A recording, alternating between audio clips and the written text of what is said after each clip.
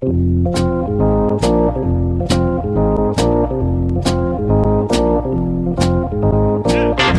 us a little bit about what you saw and being able to relay that message to Cora when you watched Kimbrel pitch and kind of help out so he wasn't tipping his pitches.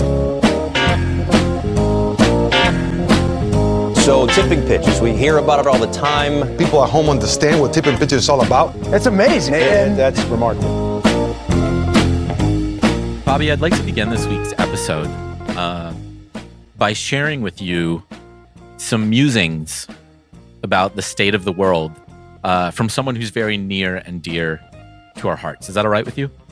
Yeah, of course. Of course that's all right with me. We hold the main figures, the main characters, so to speak, of this podcast near and dear to our hearts. So if one of them is making noise, it's our duty, our obligation to the listeners of this show to platform them. Exactly. I totally agree. Quote, "This is really an awful time. It's an awful time. It's an awful time in our history as a planet. It really is. And as a human race. This sounds like Tale of Two Cities. Everybody sucks. I'm telling you, they really do. To dig into something like that and say I attacked someone. I didn't attack anybody." Bobby, these are words from the 26th most famous person in baseball. One Yankees broadcaster, Michael Kay, in response to his critics claiming that he went in a little too hard on a bat boy on a recent Yankees broadcast. Your thoughts right away, Bobby. Does everyone suck? Does everybody suck? Yes. Do we, as a podcast, wear our mistakes on our sleeve? Yes. We're not shying away from the fact that we put Michael Kay in the top 30 of the most famous people in the baseball world. Wow, you're already calling it a mistake. Doesn't it kind of feel like one? I mean, look at what we're talking about here. So, okay, I don't know what happened here. Can you fill me in on the context? I saw a screenshot of a bat boy going around. Now you're telling me that Michael Kay is doing, it was the best of times, it was the worst of times Right. for 2023. I need to know what happened in between. So the Yankees traveled to Cleveland this past week to play the Guardians. And they got walloped. Yeah, that they did. And the home team Guardians, because the home team provides the bat boys for the series. Is that always true? So like the home team just dresses up one of the bat boys in the away team's jerseys? I think so. Does the away team have to provide the jersey, or does the home team have one of every 30 jerseys? I mean, I feel like you'd run into some sizing issues with that. Sizing issues, also like what jersey you actually decide to wear, because there's alternate away jerseys. Right, exactly. You want the bat boy matching the rest of the aesthetic on the field. Well, that's just a necessity. Like Exactly. you couldn't have Right. the bat boy could not be wearing the gray Yankees jersey if the Yankees were wearing the blue away one or whatever. Yeah. So the young man whom the Guardians assigned to be the bat boy for the series, or at least some of these games, Right. happened to have Your mission, if you choose to accept it, Right. young bat boy, is to pick up the bats for the fucking Yankees. declined. Laptop closed. He had a little scruff, little facial hair, and some pretty luscious locks that were down past his shoulders. That's his first mistake. Well, How dare he? and he was also wearing red cleats, right? The Guardians, that is one of their colors. And the Guardians also don't have stupid rules about your fucking hair. So this man woke up in the morning in the clear, and on the broadcast, when the camera cut to him, Michael Kay said, "Hey, if the players aren't allowed, I don't know if the bat boy should be allowed. There are rules. Rules are rules. He's disobeying 2 of them. I think there's facial hair, and obviously the hair is below the collar." Those feel like the same rule. Yes. He's disobeying 2 of them. Like what? That's like if you're going 20 miles an hour over the speed limit. You're not disobeying 2 rules by going 5 miles over and 10 miles over. You're just going 10 miles over. Like same rule. Right. I mean, he was trying to find more stuff to kind of get upset about, His I think. rap sheet. Mm-hmm. Michael Kay, prosecutor of the baseball world. So it turns out this young man is the son of the Guardians radio broadcaster. Wow. Plot twist. Plot twist. I have a feeling Michael Kay probably didn't know this also. It'd be better if he did, though. Right. And still stuck to his guns. Yeah. And was like, sorry, rules are rules. I mean, Michael Kay's 26th. I don't see the Guardians radio broadcaster on our 30 most famous list of people in baseball. He's just throwing around his authority. You're very right about that. So predictably, there was a bit of pushback because anytime Michael Kay does just about anything, he's bound to ruffle a few feathers. And some people said, hey, this is a bit unnecessary to put this bat boy on blast in front of everyone. He's not even like your bat boy. Like he isn't even employed by your team. Do we think that Michael Kay knew that? No. Okay. I think he did. Otherwise, this would make no sense. Right. Why would the Guardians bat boys have to follow the rules of the New York Yankees, especially not even in New York? Right. I don't know. But it led to this outburst that I shared with you at the top of this episode. He was on his on the Michael Kay show. I don't know if you've heard of it. It's a mistake that he has that. I mean, it's second in my rotation behind the 51. No, shit. 56-41, I thought. 56-40? 50. Yeah. I don't know. He not only dug in, right, into his position, right, but lashed out at the haters, right? He called the folks over at Awful Announcing who reported on this clowns and asswipes. Clowns. He said asswipes on the radio? radio? I guess he said a-wipes. A-wipes. Which is... just don't say it. That's just bad radio. Just come up with something different. Yeah. Kay continued, this is truly the bottom line. People suck. Everyone's out for someone's throat. The world sucks. I'm sorry. I feel guilty sometimes about bringing children into this. What? This place sucks. They do. They absolutely do. To get clicks, they'll sell their soul. To get ratings, people sell their soul. I can't live like that. A man says on his drive time radio show. Sounds like you should retire then. Yeah. He said, I feel guilty for bringing kids into this world? What the fuck is he talking about? This is a man who's never received an ounce of pushback on anything he's ever done in his life. It's like he just watched First Reformed or something. Yeah. Except actually what happened was that he made fun of someone on a fucking baseball broadcast that's being broadcast to millions of people. Right. There was he's like, first they came for the announcers and I said nothing because I wasn't an announcer, but you know what? They're going to come for you. The opposite of that coin is first they came for the Bat Boys hair and I said nothing. That's real. That's What's real. Next, Michael Kay? Yankees fans have to follow the Yankees hair policy? What the fuck is going on? Wow. He's such a snowflake, dog. I hate using this word, but he is such a snowflake. Yeah. Very thin-skinned. I want to meet the person who was like, Michael Kay gets to broadcast Yankees games for 3 hours every day. Yeah. What if we put in another microphone in front of his face for three more hours every day? That only good things could come from that, right? What an A-wipe.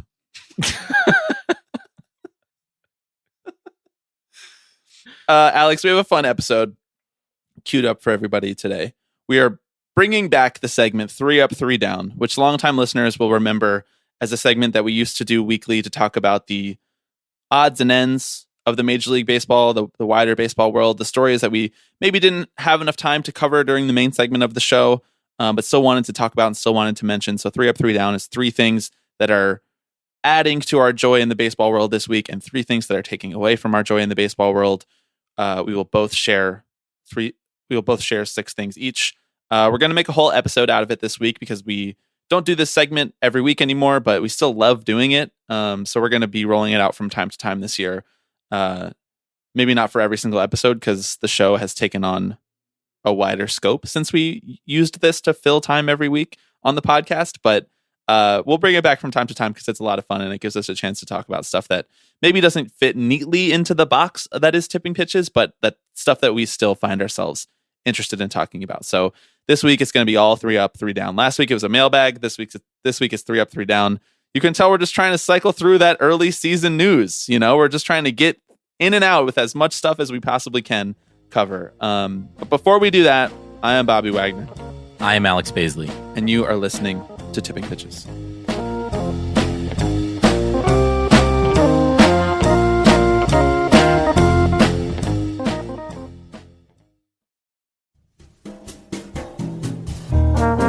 Do you want to make a podcast? Spotify's got a platform that lets you make one super easily, then distribute it everywhere and even earn money.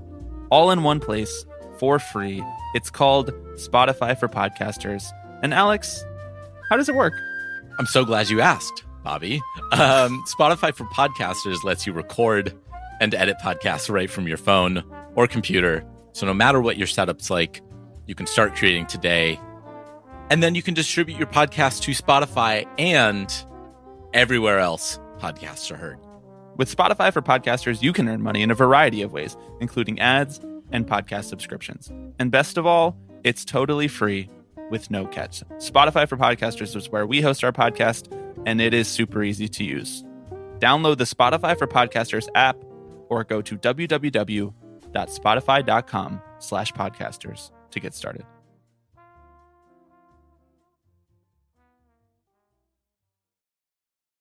Alex, one new patron this week. An A-Rod VIP tier member. Oh, yes. I love it when it's 1 from 1 an A-Rod tier. Mm-hmm. That's a real highlight on the person that signed up this week. Thank you, Jordan, for signing up. Can I tell you something before we go to 3 Up, 3 Down? Please.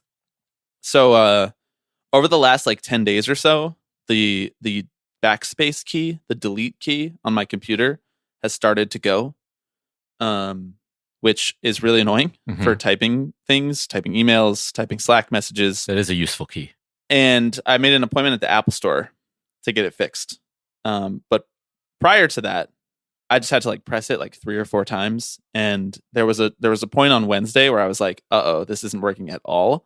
And I was like, wow, I better be really judicious with my words. But in podcast editing, Alex, the delete key is cut. It's get rid of everything that you've highlighted. Cut. Which I use a lot. You can probably tell why the delete key was not working on my computer, which is that I'm cutting a lot of stuff out of episodes, whatever. And before I knew that I was going to be able to get an Apple Store appointment before doing the show today, I was like, what if the delete key is just donezo? Should we try and do a podcast with no edits? Should we take a negative? Should we take a flaw in the system, and should we foreground it and just do the uncut pod? Alex and Bobby uncut. Well, thankfully for you and me and for the listeners, I was able to go to the downtown Brooklyn Apple Store yesterday and get my key fixed in a matter of 15 minutes. Thank you to the kind souls at the downtown Brooklyn Apple Store who own my entire life, because what would I do without all of my Apple products functioning perfectly? So my question for you is that a good idea? Should we do that one day? Knowing that we're going to do that going into it, obviously if I just didn't edit a podcast one week, it would sound absurd. It would just sound like people's phones were broken and there was just dead silence for long periods of time while we gather our thoughts sometimes. But knowing it going into it, pretending like it was a radio show being broadcast live or something, is that a fun idea that we should do? Maybe a midweek happy hour, 1 hour, we got to fill it, no dead air. See what happens. I think we could do it. I'm a little worried I would get to Michael Kay's place really quickly, just kind of musing on philosophically how I feel about kind of the energy. How can we criticize him before having to put ourselves through that? Exactly. I don't know what it's like in that room. I will give him credit. I think he was including himself in that, right? He's saying we as humans, there needs to be more generosity, right? More love in this world. That's what you took from that. Yeah, he's about peace and love. That's what I get, right? Is he just thinks there's too much negativity. Uncut pod when? Is the uncut pod the same as the 2 hour pod? It is the same as the 2 hour pod. Are those the two things? Right. Just by saying this, that there's a certain subsection of listeners who are going to be like, you have to do this now. Scares me a little bit. Well, we keep trickling stuff out there that people want, putting it off for longer and longer. We're never getting that Topeka, Kansas radio station until we show them we can actually hang for a couple hours. Yeah, but how will they know that we didn't edit it? How will they know that there were no cuts? Actually, they'll know. Yeah, they'll know. They'll be able to tell. Okay, that was what I wanted to share with you before starting 3 Up, 3 Down. Do you have anything else before we get going? No, Bobby. Let's get started. Let's talk about baseball. Let's talk about baseball. I'll kick us off this week. Please. Do you want to start with up or down? I never remember. I think we kind of went back and forth on this. Yeah. I think it depended how down the downs were, I want to start with up this week. Okay. Because my up is baseball related and my up is... That's good. That's a great start. My up is on-field player baseball related, and it is recent news. Brett Beatty coming up to the major leagues. That's right. That is the first on my up this week. By the way, I want you to title this podcast episode 2023 up, 2023 down.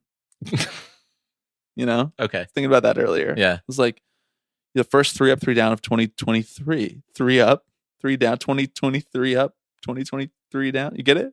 Does that make sense? Is it clicking for you? Is this like our Jeter re-to-pect, you know?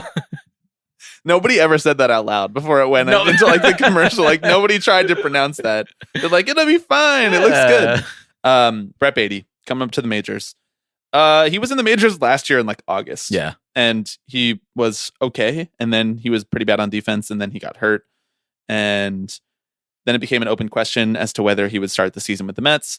And it became pretty clear that they were fucking around with him. I don't know necessarily if they were fucking around with his service time. Like since he spent some time in the majors last year, it wasn't quite the same as if he was as if he was being called up on the exact day to gain back an extra year of service time. I don't think that that's the case. But I'm really happy for him to come up because he's been absolutely tearing it up in the minors. And at some point when you're hitting 400 at AAA, you just have to like get called up and see what happens. Otherwise, like it's an investment in a player that you're never going to actually see whether it's worthwhile. That's kind of like where the Mets are at with Ronnie Mauricio right now, too. He's just hitting home runs like every 3 nights in AAA, but nobody really knows if he can actually adjust to big league pitching, and they just are not giving him the chance to do that. Yeah. Well, I mean, that's a little harder, too, because he's where blocked. would you put him? Yeah, exactly. Yeah. But I'm glad that you say that because, you know, Beatty is not really blocked because the person who's in front of him on the major league roster this year is Eduardo Escobar, who's not having the greatest year at the dish so far. I mean, he's like a fine defender, whatever. He's like sure-handed. He's reliable. He's a longtime vet. He's a great clubhouse presence. He just hasn't been hitting so far this year. He's been very inconsistent, and he was very inconsistent last year too. He was the best hitter in baseball in September randomly, which was awesome to watch. And that is actually part of my up this week is that when they called Beatty up and they asked Escobar about it, he was nothing but complimentary to him. He's like, he's done more than enough to earn it. He deserves to be here. I'm really happy for him. I'm really proud of him. I'm excited for him to come up here. And I just love when there's like that steady veteran presence in the clubhouse who is so good for the sport of baseball by like just creating that kind of environment, like for young players to develop relationships with the fan base, like not standing in someone's way just because you're like worried about what it's going to mean for your career personally. I just find Eduardo Escobar to be like so cool and humble. And I just like, even though he has not torn it up on the field as a Met, he's been a great Met. And it's important to like create space on the podcast in your fandom for players like that who maybe don't perform up to their own expectations or the fan base's expectations or the contract's expectations or GM's expectations or whatever, but are still like good for the fan experience. And I think that this call-up dynamic, Eduardo Escobar being on the other side of that, has highlighted that for me.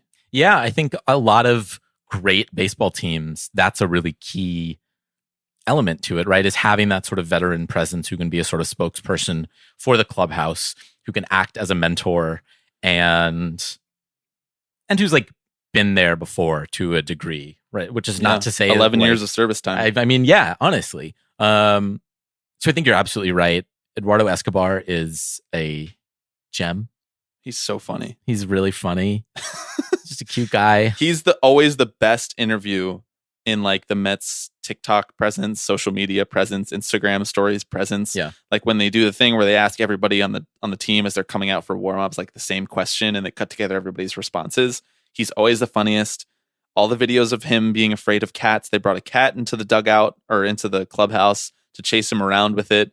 It's like a real fear that he has. Anytime that he gets asked about fears, he always says cats. He's just he's a funny guy. He's a cool guy, and he's the type of like personality that I think should get as much spotlight as anything. What's first up for you this week?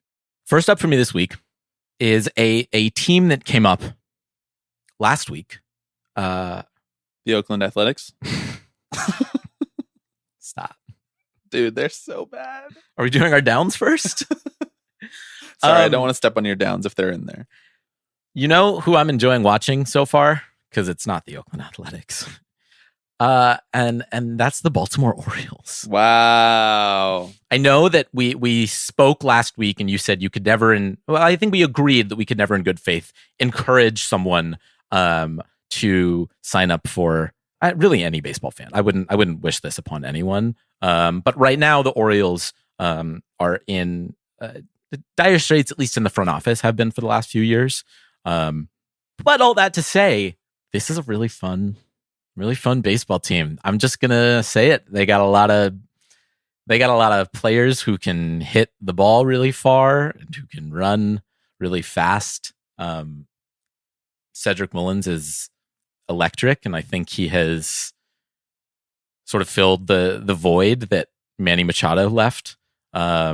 They've obviously got this young core of players like Adley and Gunnar Henderson and Grayson Rodriguez who are coming up as well, and not all of them are there yet. The Austin Hayes disrespect. I love Austin Hayes. I mean, he's he's hanging, you know. The Ryan Mountcastle disrespect. Yeah, that's true. Well, and I should note also, you get to watch Mets legend James McCann get ABs too. Go 0-5 exactly for a different team. Did you see how beat up the helmet that he was wearing was yesterday? No. It looked like it was from World War II. Like it was like a batting helmet? Yeah, you couldn't even see the Orioles logo on it. It was like all scratched up and like covered in dirt and pine tar and yeah, it was wild. It was wild. Maybe he's just trying out anything to get the mojo back. Right. Maybe no helmet next. Maybe you just stay on the bench. Yeah. No bat. I also have to shout out their celebrations, which are so fucking weird. Yeah. It's what happens when you get together. When they're like spitting the water out. When they're doing spitting the water, you know, they do the it was explained by one Kyle Gibson, who's in their starting rotation. Who you want to talk the roller coaster is the Orioles starting rotation. Well, that's what I was gonna say is that's why they're so fun to watch is because they bop. Yep. I mean, they're always trying to come back. Have no pitchers. You know. I mean, they made the A's lineup look legit. Those games were like 12-10. Yep. 8-6. Mm-hmm. You know. Exactly. You never know what you're gonna get. But when they do a single, they have a turn the water faucet celebration on. When they do a double, there's they do a sprinkler. This was, I think, seen by many people this past week where the batter on second does the little sprinkler motion with your hips and all the players just spit water out onto the field. Sure.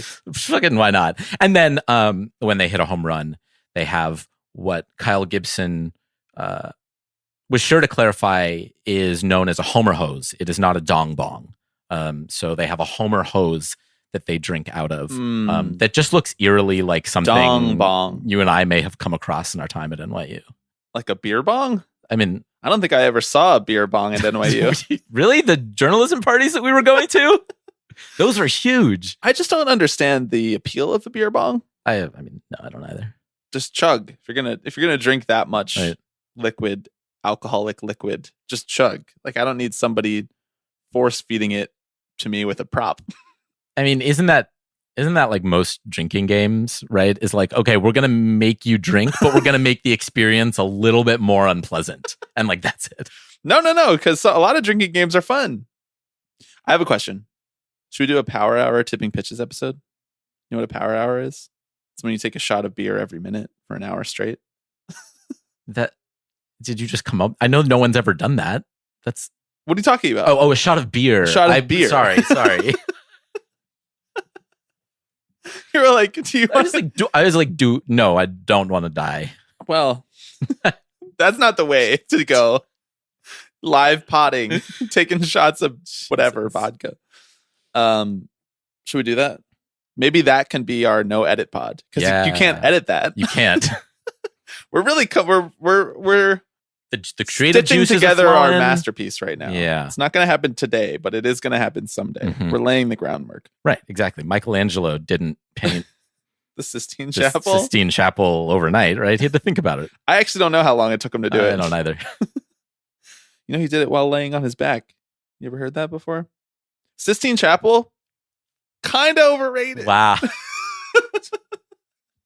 I don't even know how to quantify something like that. Like, first of all, it is nice.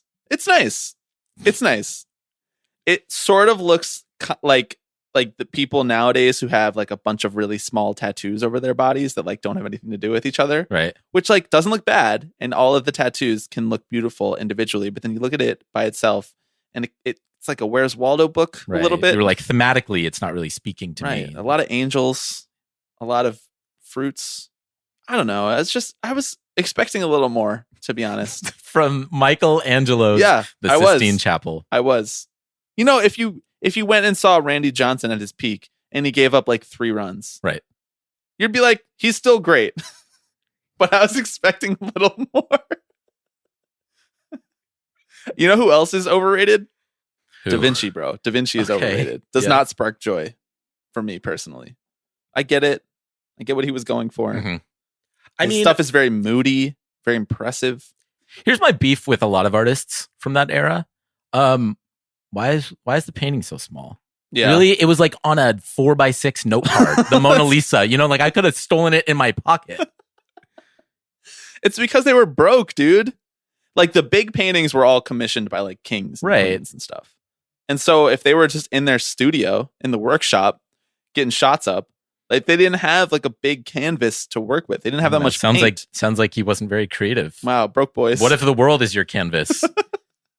All I'm saying is if I could only look at one Italian Renaissance painter's paintings for the rest of my life, it certainly would not be Michelangelo or Da Vinci. It would be I was Botticelli. wondering. It would be Botticelli in a landslide. That's all I'm saying. How did we get on this?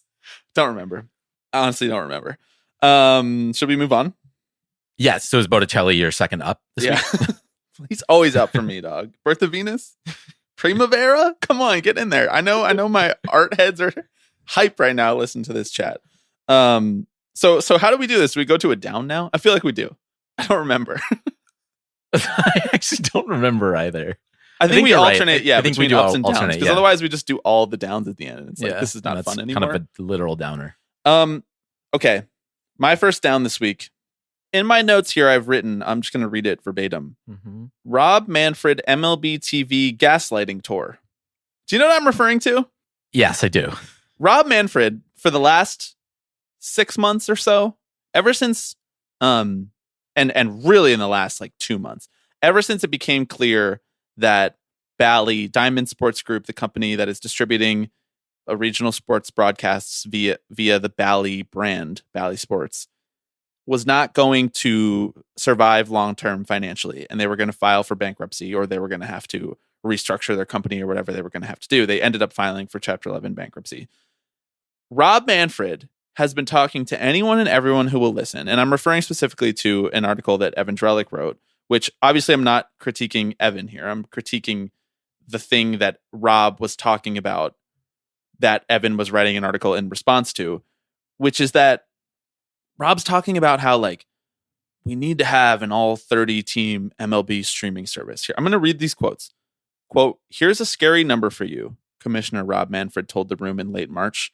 "St. Louis, great baseball market. You know what percentage of homes in St. Louis have access to baseball right now?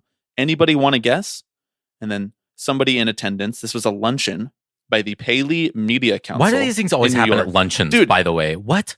When are we going to get invited to the luncheons? Right? What do we have to do to get invited to the luncheons? Where's my Rotary Club invite? Exactly. I'm doing 5 minutes on Botticelli, bro. I'm cultured. Yes. Bring me to the luncheon.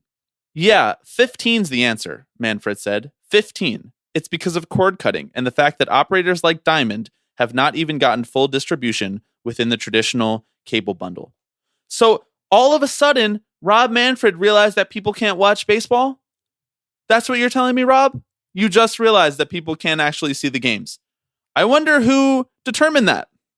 I wonder who was running baseball when this was becoming a problem. Mm-hmm. Like, I know that we're all trying to find the guy who did this. Meme is kind of overdone, but like, Rob, Like, this is why I wrote down gaslighting tour. Because, like, no shit, Rob. Like, no shit. We know that we haven't been able to watch the baseball games. You know why? Because we've been the people trying to watch the baseball games. I'm sorry that you just realized that baseball was a sport 3 years ago. yeah. Mm-hmm. Like, and that you weren't just, like, that your job previously was not just like sifting through numbers on spreadsheets. Your job was actually like relating to something that was happening in millions of real people's lives. Like, I'm sorry that epiphany just happened for you, but for the rest of us, we've actually been trying to watch all 30 baseball teams on a streaming service that we pay $135 a year for. So I thank you for seeing the light, I guess, but I don't know what you've been doing for the last 6 years as commissioner. Yeah. And I feel like I'm going a little crazy, honestly, of him being like, my goal all along has been to have I'm fascinated by the possibility of having a streaming service with all 30 teams. It's like, you and everybody else, dude. We've all been asking for this for literally forever. Yeah, I mean, I totally agree. And I think you can attribute part of it to the fact that this is really the first time in the era of digitally streamed sports that this, I think, has seemed like a possibility, right? I mean, 3-4 years ago, they were still stuck in these really, even at that point in 2019, right? When Bally acquired the RSNs, they were locked into contracts that were like not in a great spot, right? Dude, I guess. I mean, yes, I know what you're saying. It's the first time it seemed likely, given the circumstances, that MLB owners prioritize money over literally everything else. Right. But it's not the first time it's been possible. Like, they could have easily leveraged their position to get out of any of these deals if that's really what they wanted above all else. And they were really concerned about the growth of the game. What are the cable networks going to do? Arrest them? Like, they don't have any power here. I mean, they could sue them, I think. Well, taking action that will get them sued has never stopped MLB from doing what they wanted before. I know. So not paying minor leaguers got them sued too, but they still did that. I know. Sorry, I didn't mean to derail you. No, I totally hear you. And, you know, I think that the reason that Rob never talked like this before is because what was his incentive to do that, right? It never seemed like he was going to be able to force the RSN executives to the table unless something like a bankruptcy forced to their hand, right? This boogeyman RSN executive bullshit. I These know. guys like they're going to put out a hit on Rob Manfred if he wants to distribute their rights on all 30 streaming services. I just don't understand it. I just don't believe it. I mean, can I say it's pretty fun? So there have been some developments in the last couple of weeks, right? Major League Baseball filed an emergency motion to end the RSN deals because of these kind of the missed payments and that sort of thing. Just a few days ago, Diamond Sports Group came out and said, yeah, we're thinking we're not going to actually pay the rights fees to 3 teams right now. They said, quote, that they're not disputing that they have the money to pay the rights fees to the Diamondbacks, Guardians, and Twins. But because when the contracts were signed, it was like a better environment for them. So they think that these contracts have aged poorly and therefore that should free them from having to participate in them. I like that. My career outlooks looked better when I signed up to get those student loans. Mm-hmm. And so now that my career is sort of on the rocks, I don't think I want to pay them back. Literally, yes. People just make stuff up all the time. Look, all I'm saying is I know that, like, as the commissioner of a sports league, your job is to not be honest and forthcoming. Your job is to be disingenuous. Right. But with this one specifically, it just seems like a way to drive fans crazy to pretend like this all 30 team streaming service is something that you invented 3 weeks ago. It's like we already have it. You would literally have all 30 teams on MLB TV. You just click it and then it doesn't play. Mm-hmm. Right.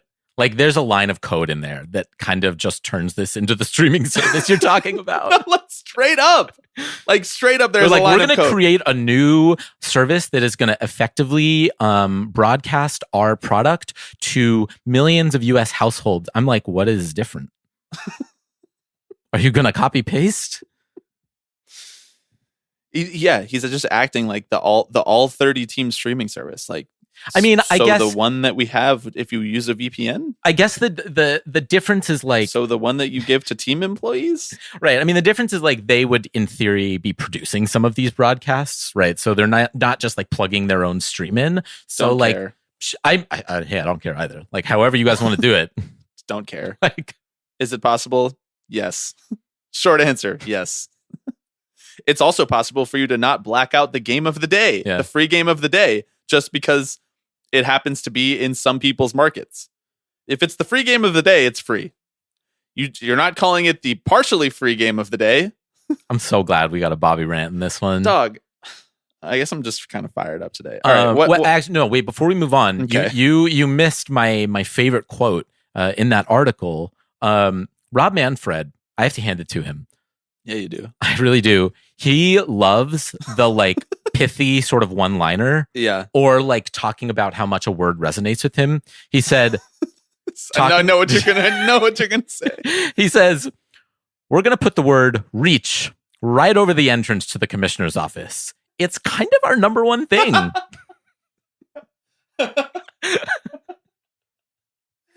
So baseball is tattooed on his forehead, right? Yeah, that's true. Reach is over his office. It's like watches Ted Lasso once. Right, exactly. We're gonna put the word reach right over the entrance to the commissioner's office. I'm gonna check in on that.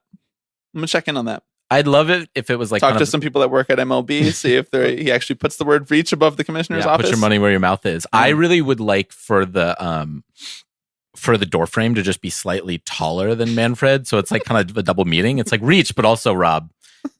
Reach, bud. He's just gonna start putting those like motivational posters all around the commissioner's office, right, like the cat. Shoot for the moon, because if you miss, you're gonna land in the stars. Mm-hmm. Right. It's hump day. It's almost the weekend, kiddo. It's like one that says like perseverance, and it's like an animal looking tired, like trying to get to some water to drink, like that was such a cottage industry for a while there. Yeah. We're going to put the word reach right over the title of this podcast. All right. What's your first down? My first down is the news that we lost one of our all gift draft picks to an injury. That's one O'Neal Cruz, who's going to be out 10 to 12 weeks because he broke his ankle. Yeah. I have this too. Not O'Neal Cruz specifically, but all of the early season injuries. Yeah. I'm sure that there's not more injuries than usual. It's just that every year when the season starts, you just remember that injuries can happen. They can get hurt. And that this is why I don't build too much joy up, because I know it's going to get and then a not insignificant chunk of players are just out for several months. So I know I'm getting ahead of myself reading my second down here, but yeah, I have this too. Early season injuries. Yohan Moncada and Tim Anderson can't stay on the field. Hoskins tore his ACL. He's out for the year. O'Neal Cruz. Yeah. So this is why I'm saying, why are we having the players even play in this, right? It's not an important part of the year. I want to see them in the playoffs. So why are we having them even play the first part of the season? That's true. If players are going to get hurt, what's the point? Yeah, this was a bummer. The O'Neal Cruz play was so awkward. So such a freak, awkward play. Yeah. Again, it was slide at the plate. There was no one who was in the, again, there's a reflexive instinct, right? To be, if someone gets injured on a play, we saw this with the White Sox and the Twins this week too, where there was an awkward collision at second base. And it's that's because baseball is an awkward game. Yeah. A lot of the time. Yeah. And humans happen to be kind of awkward sometimes. Do you want to roll straight into your second down, since I gave my second down, since it was also injuries? Sure. Everybody got to keep up. Yeah, no. This one's not going to be easy to follow. Nope. This is a high level of difficulty. High risk, high reward podcast right here. Right. Yeah, big boom bust potential. My second down is something that I alluded to on our Twitter account this week. And it's been bugging me for weeks. And there's really no eloquent way to put it. So I'm just going to come out and say that the MLB at Bat app sucks now. It's just bad. I think you did more than alluded to it on Twitter. You said the MLB at Bat as went from being good to bad.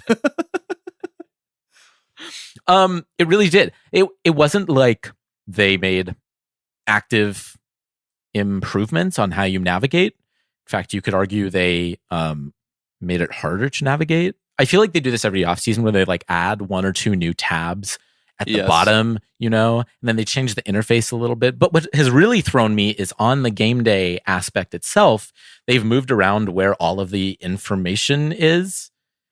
And hey, I'm no engineer. I'm no software developer. But you could be. But if you reach. got some thoughts. If I reach. You could become a software developer. It doesn't feel like good practice to make your customers have to relearn these muscles over and over. Here's the thing that listeners don't know about Alex. Mm-hmm. You are a user experience connoisseur. Mm-hmm. If you are not enjoying the user experience of a product, you will download, get the free trial, test out every other product that is that product's competitor. Yeah. And you will formulate a hardened, fast opinion of what product is the best. Yes. That's who you are. When you criticize the MLB at Bat app, listeners, just know. Don't take it lightly. Take it to heart. Yeah. This man is an expert. Hours of sleepless nights. Have you ever considered going to work for Wirecutter? They could use your services. They could. I feel like my field of focus might be a little narrow for them. Hey guys, so I've been trying out the new baseball app. No, but you have that kind of brain. Right. If they sent you a bunch of fucking, I don't know, what do they use on the Wirecutter? What do they test out? Air fryers? Everything. Yeah. Come on, dude. Yeah. You'd know which one Pillow? is the best. Yeah. Pillow. Fucking neon sign. I mean, this computer.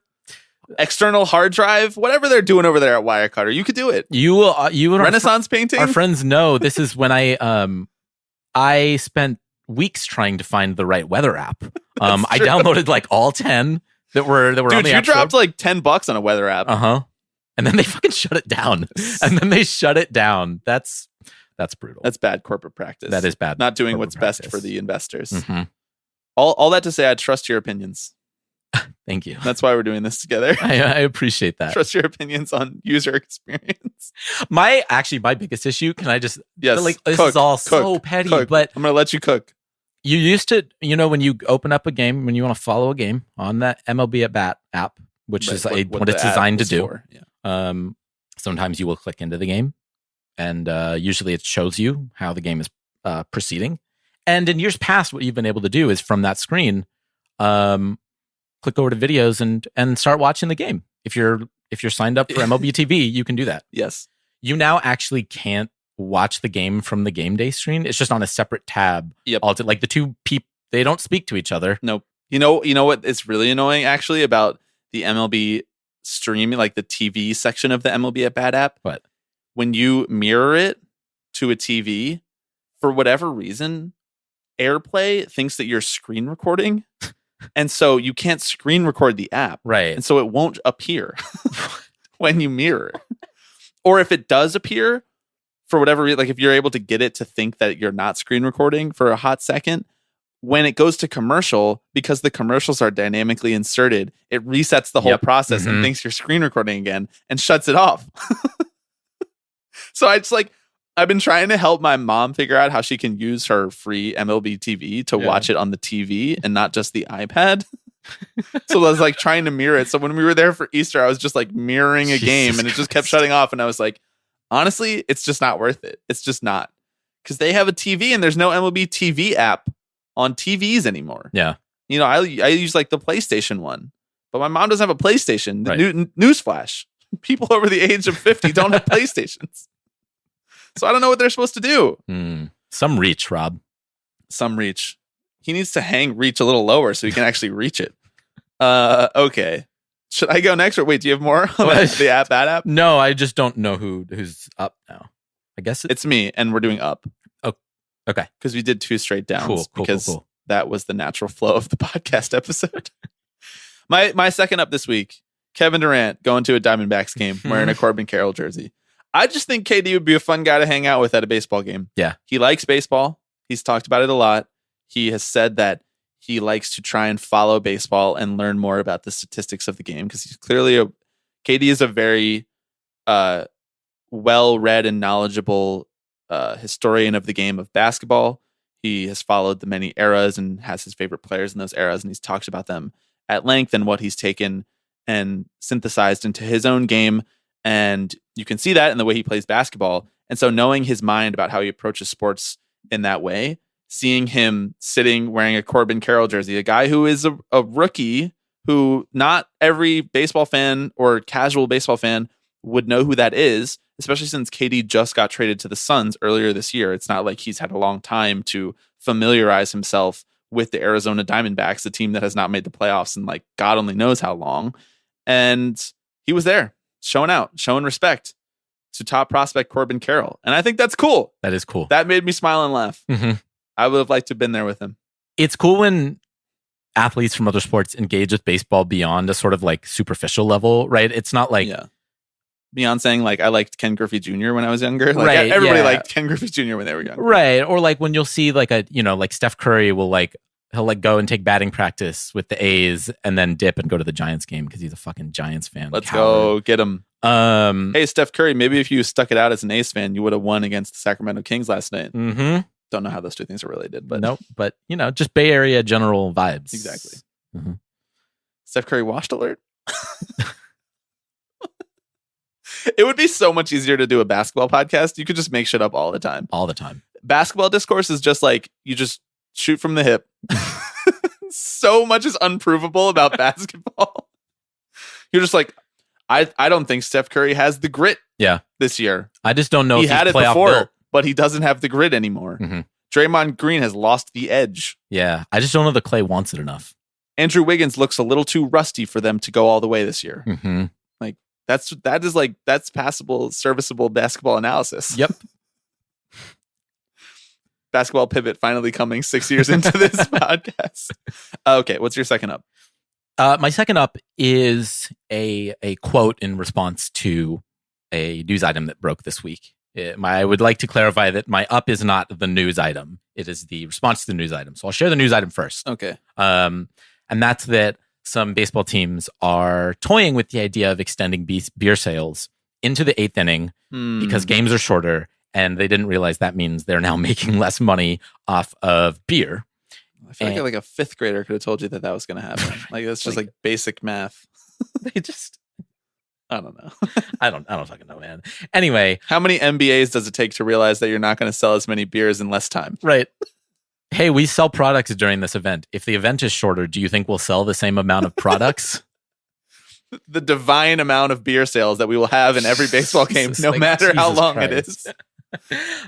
So teams like the Brewers, maybe they need to hire McKinsey and figure this out. I actually think they do. Yeah. Teams like the Brewers, Rangers, and Diamondbacks have, I think, already altered their policy. And it's worth noting that, at least in name, this policy is meant to be for the safety of fans, right? For those who are driving home after the game, you want to give them enough time to sober up, and so they're, sober on the road. Now, you could argue whether or not 2 innings of baseball is enough time for some pretty fans specious policy to begin sober with. up. Yeah. I think it was.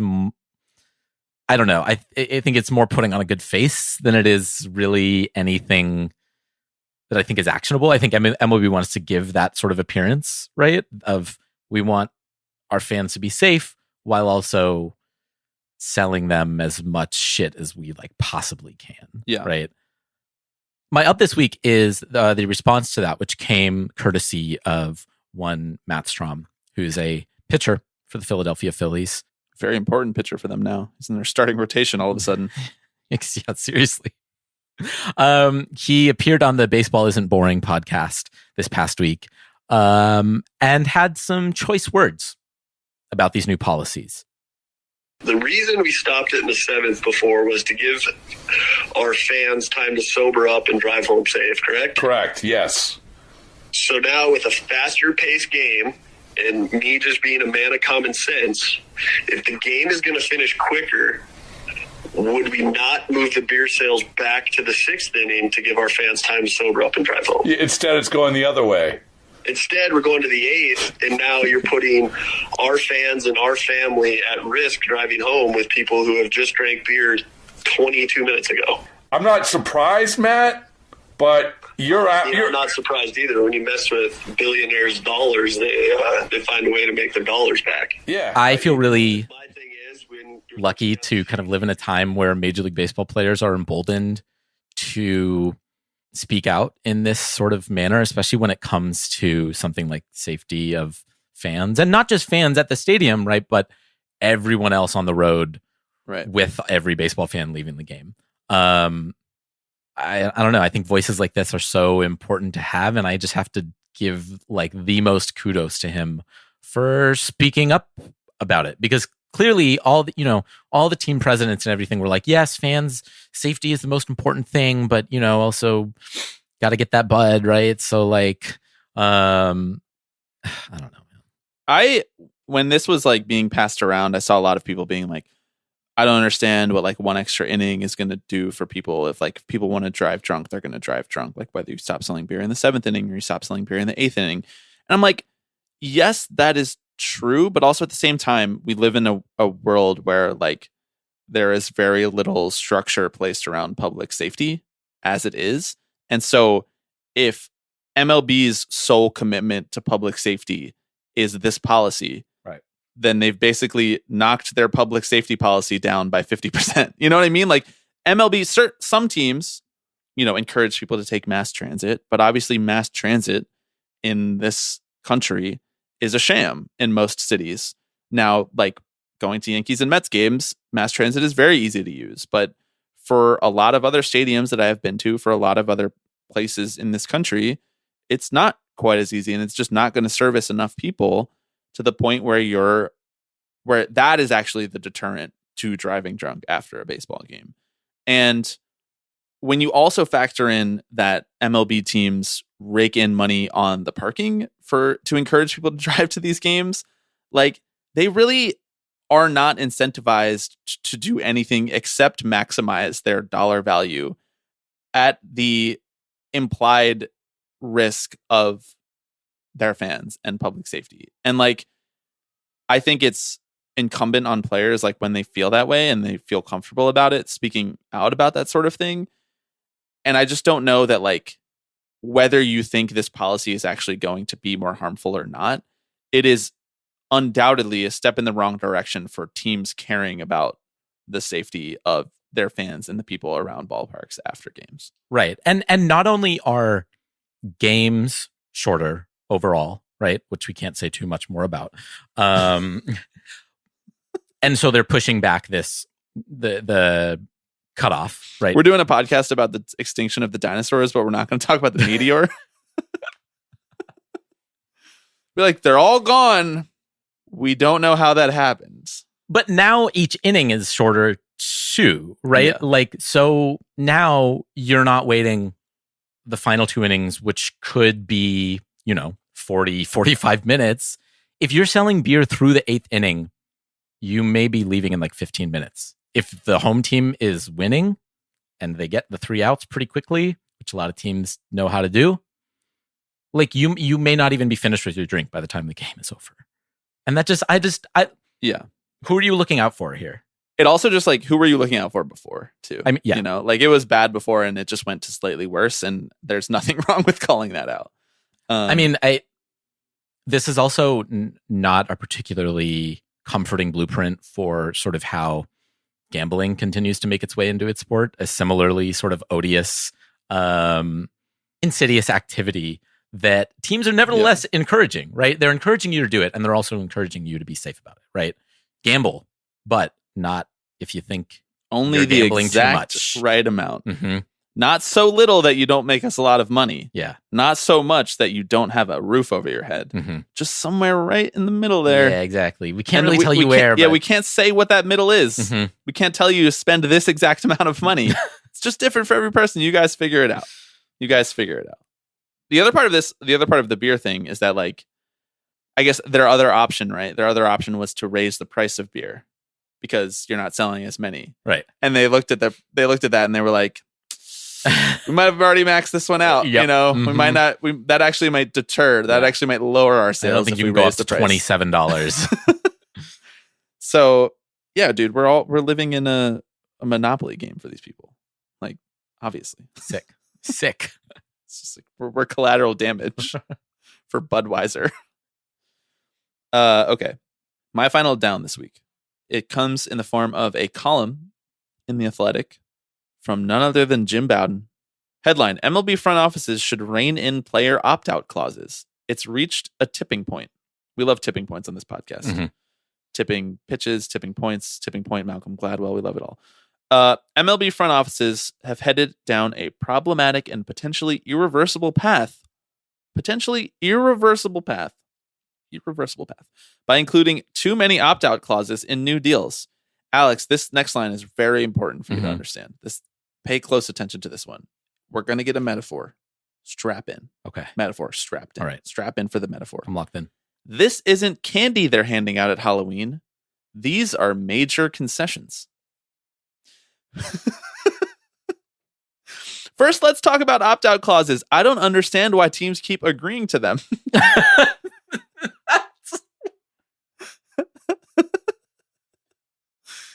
And then he says Brian Reynolds and the Pirates and talking about the deal is being held up because Reynolds wants an opt-out clause and the Pirates don't want to give it. And the length of the contract will be 8 years. And so Reynolds wants the option to some flexibility in those 8 years to potentially have some more upside if he turns out to overperform that deal. And Bowden saying, well, what if he gets hurt? So if the player plays well, it's a 4-year commitment for him, but he also has the insurance of the other 4 years that the team has guaranteed. Even in a case such as this one, where the money would make it a team-friendly deal, the opt-out clause tips the scales in the player's favor. This from former GM Jim Bowden thinks that there's too many opt-out clauses. I for one think we should get rid of free agency altogether. the original opt-out sin, free agency. Right, yeah. What do you think? I don't even know what I think. He sounds like indistinguishable from the people being like, well, why should Kurt Flood get to leave? Right. Like, why should he be able to be a free agent? I just this is such cherry pick. Like, yes, you picked one piece of a contract that might give a player slightly more leverage. Would you like to go through the litany of pro owner clauses in there? I don't think he would. I don't think he would. Isn't this kind of how contracts work? Dude, is like yes. Both sides come together and they agree on giving up some things. If you don't want to give the opt-out clause, give a shorter contract for more money. Like, right, you're not teaching the GMs anything here. Like, player opt-out clauses are ruining the game. Like, how? Yeah. How? That the players have the freedom to decide that the situation no longer suits them and they can go be employed somewhere else? Think about what you're actually saying here. That players should be pot committed to a franchise for 10 straight years simply because that was the franchise that decided that they wanted to tender them that contract at that time. Mm-hmm. Like, if the player signs it without the contract or without the opt-out clause, then fine, sure, yeah, the player should be committed to that franchise for 10 years. I am fine with that. But opt-out clauses are like a creative way for teams and players to commit to each other for long term, for the long term, without it being so draconian that the deal never actually materializes. Because if there was no such thing as an opt-out clause, like Julio Rodriguez would not have signed an extension with the Mariners yet. Fernando Tatis Jr. would not have signed an extension with the Padres. Same with Manny Machado. And like the opt-out clause is the thing that is allowing teams and players to be able to commit to each other with some exceptions. Right. And I just don't see anything wrong with that. And I just don't understand why like this guy right. Like is making it his fucking the last act of his life, his mission to just like stump for owners because he sucked as a GM and now he's like trying to get back in their good graces. Like I just don't get it. Like it's crazy town. I know. It's like Carlos Correa says I consent, and then the Minnesota Twins say I consent, and then Jim Bowden says, "Isn't there someone you forgot to ask?" Dude, I can't even go down the rabbit hole of how infantilizing this column is. Like comparing player opt-out clauses, giving them away like candy, but like the players are like toddlers trick-or-treating. These are adults who have agents and agency. And comparing teams handing these things out like they're for free candy at Halloween is like so borderline like heinous and offensive. Like I can't believe this even made it into this column. Well, I mean, it's equally, I think, condescending towards the readers, right? In thinking that they don't understand what an opt-out is, right? Like he is breaking the news for the first time that sometimes players get to opt out of their contracts because they negotiated that at the beginning of the contract. Like, what does he think he's breaking here? Yeah, this is Mushnick-esque. It really is. You know why? Because Mushnick fell off his game, and now people think that they can kind of step on his corner. I know. It's like, Phil, you need to step back and take back some of that space. Yeah. Also, isn't Bowden the one who was like investigated by the FBI because he was pocketing Latin American player contracts? Yes. Oh, okay. No player opt-out clauses. We need to save room for racketeering. Allegedly. I fucking love this sport, man. All right. What is your last down? My last down is the thing that I have been dreading discussing. And that's the existence of the Oakland Athletics baseball team. Woof. Woof. That's real. You seen the movie Home Alone? Mm-hmm. You know, when the family leaves and Macaulay Culkin is going through his brother's stuff, his chest of stuff, looking for his life savings. Mm-hmm. And he pulls out the picture of Buzz's girlfriend. Mm-hmm. And he goes, Buzz, your girlfriend. Woof. That's how I've been feeling watching the A's. Right. Alex, your team. Yeah. I mean, a bit of a different woof, I think. No, it's a negative woof in Home Alone. He looks at her and he does not like how she looks. It's been so long since I've seen that movie. Well, maybe you got to fire it up this year. I know. I did like a few months Alex, ago. the A's. Woof. It was kind of a point put on it this past week when the A's played the Mets and beloved broadcaster Gary Cohen regaled viewers about why they were not currently situated in the visitors broadcast booth. That's right. At Ring Central Coliseum. Ring Central. That's sure. Actually, I don't know that if they still have those rights or not. Ring Central, like ring the doorbell ring? No, I think it's like a, like telecom, right? Like a. This is too much free advertising. Actually, software as a service. Oh, definitely SAS, SaaS software. Yeah. It's just we're B2B. We're B2B SaaS. Right. We're B2B OTT DTC. DTC. I don't think you can be B2B and DTC. I think those are either. The opposite of the spectrum. Well, I mean, what if the consumer is the business? That's still directly to the consumer. You sound like the Supreme Court right now. What if the business is a person? Yeah. That's true. Didn't even think of that. Thank you. Possum. I don't even know if I got to what it was. Didn't. Okay. Yeah. There's a possum that does occupy Ring Central or something or other Coliseum. I think let the possum cook. Mm-hmm. Nothing else important is going on in that broadcast booth. Yeah. So the reason that they were not able to be in the visitors booth is because the possum had burrowed in the ceiling. No. Well, I mean, yes, but also had directly before this game sort of staked his territory with some droppings. Oh. And so there was a bit of a stench that they were overwhelmed with. Gary, it seemed like, did smell it. Ron did not. Should get that checked out. Yeah. Do you think that the home broadcast should give up their booth and go hang out with the possum? Because I feel like sort of like the possum is probably like looking for a kindred spirit. Right. And so the possum is probably looking for a Dallas Braden. Right. Well, it's also like one of us. One of us. Well, it's kind of like, there's also new people coming in and out there every week, right? Like if this is a possum that wants stability, why is he in the road broadcast booth? Right. Then you have to meet new people every week. I get, like your dog Stevie gets really anxious meeting new people. It feels like a similar vibe. Like, give that possum some friends he can count on. I agree. Man, the A's are bad. Mm-hmm. We've talked about this offline a few times, and I don't remember if we've talked about it on the podcast. I don't think I can remember seeing a team that looked this bad on a Major League Baseball field. Yeah. Like, obviously there have been teams that have performed worse, over the course of however many games the A's have played so far. But like, in theory, this is supposed to be when your team looks its best.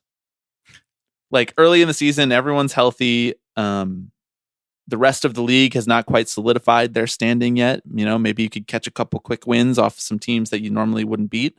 That is just not the case. They are not good. Yeah. And only getting worse. They have a team ERA of 8. Yeah. That's 2 runs worse than the next worst team.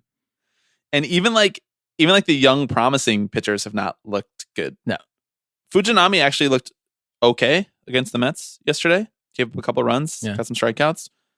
He was really bad in his first start. Yeah. And then like Waldichuk is supposed to be the other guy that is like the next good A's starting pitcher, and he is just not good yet. And it used to be that like, okay, the A's trade away their good players before they get to free agency, and then they replace them with players that you don't expect to be as good, and they develop them. I don't really believe in that anymore, honestly. Yeah. It's like who are the last great, what is the last great crop of A's players that has been a core that they've developed? It's been a little while. Like, yeah, well, yeah. I mean, Chapman I think and Canna and yeah, exactly. It's that crew, right? Murphy, Olsen. These were all. I mean, it's the core that they traded within the last like 16 months, right? But like all of those guys were with the A's at least for like 3 or 4 years at that point before they traded them, and so like nothing has come since then, right? And I think that is kind of why they saw the writing on the wall for like their sort of soft rebuild strategy that they've been doing since you've been alive. And now they're doing a hardcore tear down rebuild, which the A's have they're doing a tear down. I haven't seen any proof of a rebuild yet, but that's like not, this is sort of uncharted territory for like the Billy Beane, David Forst brain trust of the A's. Like they've never really intentionally tried to be this bad with nothing immediately on the horizon. Unless I'm wrong. Like, I mean, correct me if I'm wrong. You've been the person following the team. No, I mean, that's like Ben Bean's whole thing, right? Is like, we can't run the high payroll, but we can at least be competitive, right? Which is, you see, there's like a lot of years in there where they're like just not bad, just barely not, like just hanging in there, 80 and 82, yeah, right, exactly. Or like 84 and 78, but like missing the playoffs, and like there's just no plan here, right? And they're going to lose 110. They have said as much, right? They're like, we're not going to invest until we get this new stadium. We're not going to put money on the field until we get a new stadium. That is so short-sighted and crazy, because like once you get the new stadium, you can't put this dog shit team in there and expect people to come out. Right. You've alienated all your fans for the last decade.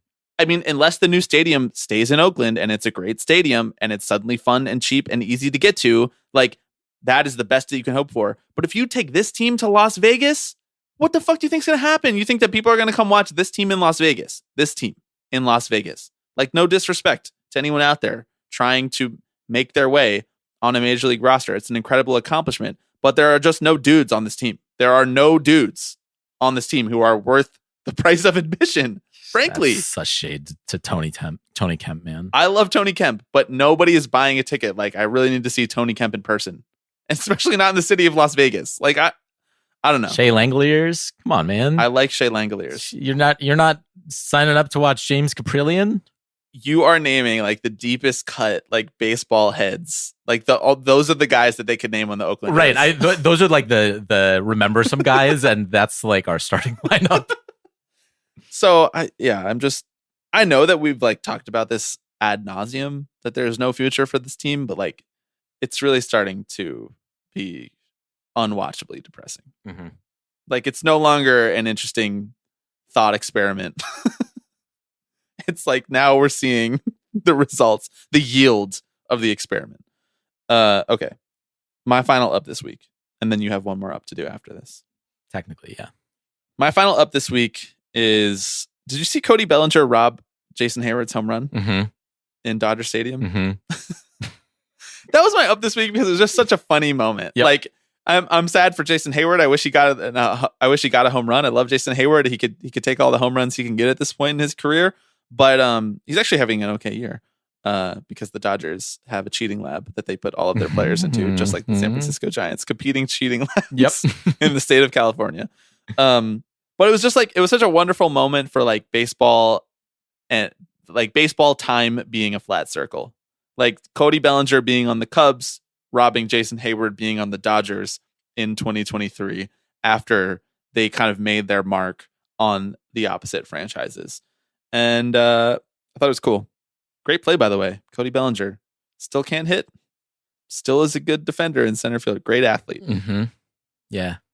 Cody Bellinger's WRC plus for the last 3 seasons. 95 this year. Not good, but not as bad as it's been. Approaching league average. Last year, 83. Okay, pretty bad. 2021, 56. 47. Man, he has just been down so bad since that shoulder injury in 2020. That really makes me sad. I know, because he's like just such a beautiful swing to watch when it's right, and when He's it's just wrong, a funny dude. when it's wrong, like it looks like he's never gonna ever hit a baseball. I know, because his swing is so long and so violent and so hard. It's just he's like swinging out of his shoes every time, and man, maybe he can get right. Maybe Jed Hoyer can get him going. My final up this week is it's coming out of St. Louis, which might be a bit of a rarity when it comes to 3 Up, 3 Down. But that's thanks to one Jordan Walker, who just really burst onto the scene in baseball over the last couple of weeks and kind of captured everyone's attention. Right, he started the year off with a 12-game hitting streak that unfortunately came to an end this past Thursday. I think it woke a lot of people up to just how sort of electric he is at the plate, in the field. I think it's kind of funny that he had a hitting streak because he's not known for his hit tool. He's known for having insane light tower power. Yeah. But you know, he's flashed that a bit too. And he's fast and he's got speed.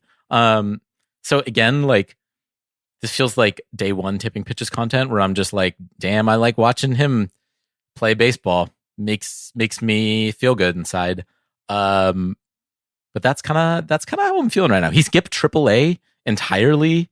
You know, he was doing, there were all these sort of like, you know, data points that people, he's the youngest person since 1914 to hit in 17 straight, in 12 straight first pitch game. Yeah. No, that I love that stat. Yeah, that was Actually, a great stat. yeah. That was a great stat. I heard that one on Effectively Wild. Right, from the Stat Blast. I also just think it's cool to have another black baseball player who is going to be a fucking star. And especially this coming Jackie Robinson Day was 2 days ago. Black baseball players are at an all-time low right now. And Jordan Walker just brings that fucking energy, man. Did you see honorable mention up this week? Did you see Bob Kendrick's appearance in the Royals broadcast booth? I did, yes. Where he was talking about a little bit like of the financial situation of the Negro Leagues at the time that Jackie was signed by the Dodgers and broke the color barrier, and about how he was clearly not the best player in the Negro Leagues at the time. He was just the most attainable in the manner in which Branch Rickey was interested in getting black baseball players into baseball, which was on the cheap as a low cost way to make his team better and not have to actually like reimburse the Negro Leagues owners, which is why he ended up not going and signing a player from the Newark Eagles owned by Effa Manley, who drove a much harder bargain than the white owner who owned the Kansas City Monarchs at the time was willing to drive for his fellow white owners who were interested in breaking the color barrier. So highly recommend that. Highly recommend anytime Bob Kendrick is talking to carve out time to listen, because I've literally listened to this man for like, I would say at this point, like hours and hours and hours of his storytelling. And it's like I still haven't heard him repeat that many stories. So I'm like, could you just do this for like you got 300 backlog, hours? Bro. Like it's unbelievable what he does. So he was in the Royals booth on Jackie Robinson Day. Yeah, Jordan Walker. He looks ready for the big leagues. I love early season prospect debuts because it can really go one of two directions. Like prospects can look really bad when they come to the bigs, and it can mean nothing. You know, like you can just start off slow, or you can just need a little bit more time to adjust. Or like Jordan Walker, you can just be dropped into major league pitching without ever having even seen AAA pitching and start your career off with a 13-game hitting streak. Like Francisco Alvarez is 0 for 11 with 6 strikeouts. And he was the number one prospect in baseball when he was called up. Not exactly ready for major league pitching. No, not ready for major league pitching at all. And so it's always such a unique and distinct delight to see a prospect just be immediately ready for pitching. at this level because it's just never, ever even remotely guaranteed that will be the case, no matter how surefire you seem. The same thing happened with Wander Franco a couple years ago, where he came up and he was like, immediately, I am a 400 OBP player. Congratulations to everybody around me on my team. Yeah. It's nice to have me here. Right. And I'm just going to be that for the rest of my career. So, I mean, Walker is a little bit different because like you said, he's much more of a hard contact whiff kind of guy. Yeah. Or at least he profiles to be. I have no idea if this is sustainable. His hit tool will be sustainable at this level, but yeah, good one. I think that does it for this week. I think so. Housekeeping, tippingpitchespod@gmail.com, tipping_pitches on Twitter, 785-422-5881. That is our voicemail number, which you can call and leave a voicemail to hear your voice on the Tipping Pitches podcast, sharing your thoughts about any of the things that we discuss on this podcast or anything unrelated. If you would like to sign up for the Tipping Pitches Patreon, that is patreon.com/tippingpitches. 3 different tiers, 5, 7, 12. I'll get you different things. Alex, one thing that we've discussed offline that we both are interested in, and that I know that Tipping Pitches listeners are interested in, is the potential of like meetups at games. Specifically, I would love to do one at the Brooklyn Cyclones this year because that's minor league baseball. It's a really cool park. It's much cheaper. The access is easier. It has the Coney Island Brewery underneath it, which is a cool spot to hang out with or meet up before or after a baseball game. So for the New York area Tipping Pitches folks, maybe we'll be thinking of organizing something like that later this summer. I know you and I have very busy summers, so we'll have to find a time in which both of us can actually attend something like that.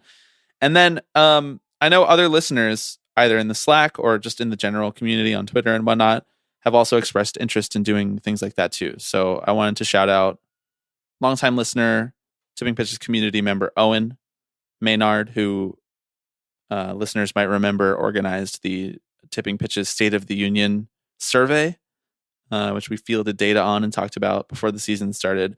Owen lives in the UK. Obviously, the MLB does the London game every year, and Owen is going to try to organize like a meetup of people that listen to the pod who might be going to the London game if there's a handful of people who are living in the UK or who are going to be traveling there for that. So if you're interested in something like that and you're in the Slack, get in touch with Owen.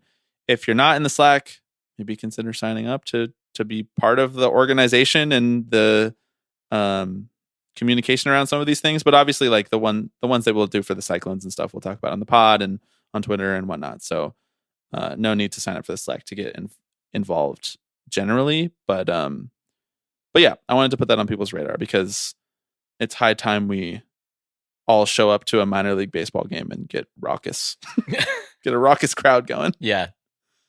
They've got like beer bats there. I don't know if you've seen. Dude, got like you don't know if I've seen you drinking one. That's